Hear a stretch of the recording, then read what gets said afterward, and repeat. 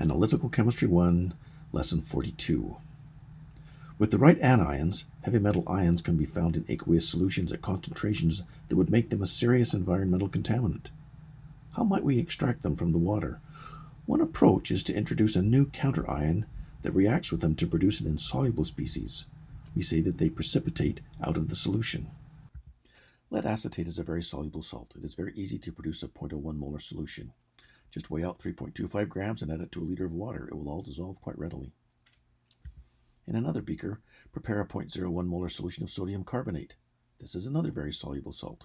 If you dry it very carefully, the anhydrous salt has a molar mass of almost 106 grams per mole. Weighing out 1.06 grams and dissolving it in 1 liter of water will produce such a solution. Now take 1 drop of the carbonate solution and add it to the lead solution. The sodium and the acetate ions are always very soluble. But now there is the possibility of a reaction between the lead and the carbonate.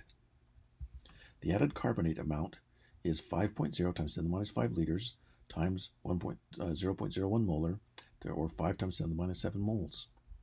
The volume in the beaker is still essentially 1 liter, so once we swirl it around to spread it through the beaker, the carbonate concentration is 5 times 10 to the minus 7 molar.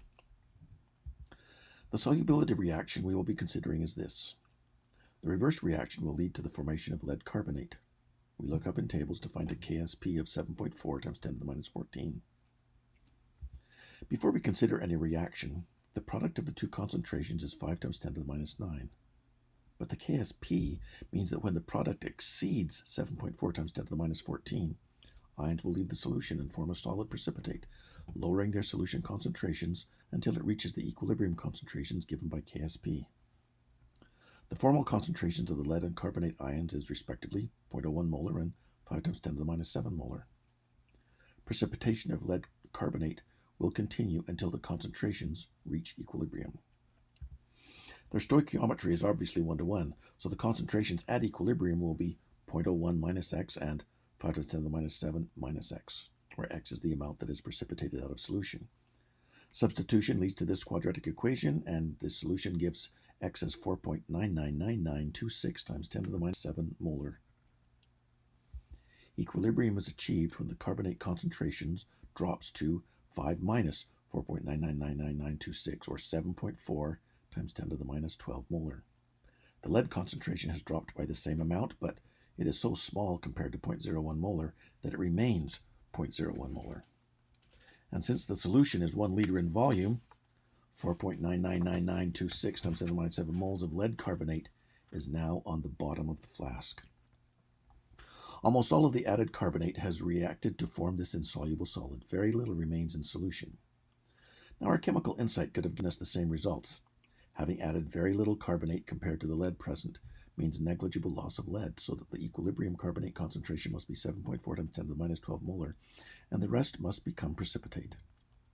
Now the amount of precipitate that arises from this single drop is not much. It is less than 0.1 milligrams. It's right near the sensitivity limit of the analytical balance. Given its density, it's about 2 times 10 to the minus 5 cubic centimeters in volume. And it's dispersed, of course, though, throughout the solution. You might not even be able to see it. But if you add more of the sodium carbonate solution, you will soon observe a white powder forming in the solution. By the time you've added the entire solution, you will have precipitated most of the lead out as lead carbonate. Now there will still be a tiny amount in the solution. Since the two concentrations were originally the same, they would now have the same concentration, and it would be the equilibrium concentrations, just the square root of KSP, or 2.7 times 10 to the minus 7 molar each. And there would be 0.01 moles of lead carbonate as powder in solution. We can filter it out, wash it, collect it, dry it, and weigh it, and find that it weighs 2.672 grams. Consider the same 1 liter of 0.01 molar lead acetate. There are a total of 0.01 moles of lead in this solution. This time let's add a 1 molar solution of sodium carbonate. By adding just 1 milliliter, we have added 1 millimole of carbonate. This will react, and for all intents and purposes, precipitate out 1 millimole of lead carbonate, or 10% of the lead present in the solution. Adding another 1 milliliter precipitates another 10%. You can see that adding 10 milliliters should precipitate all of the lead. Well, all of it? Well, when we've added precisely 10 milliliters, we now have a solution that is the same as if we had just added lead carbonate. At about 10 millimoles of lead carbonate present as a solid suspension, it might be settling out on the bottom a bit. The solution, on the other hand, will have the very small concentration of both precipitating ions at 2.7 times 10 to the minus 7 molar. Now, what will happen if we add more of the sodium carbonate solution?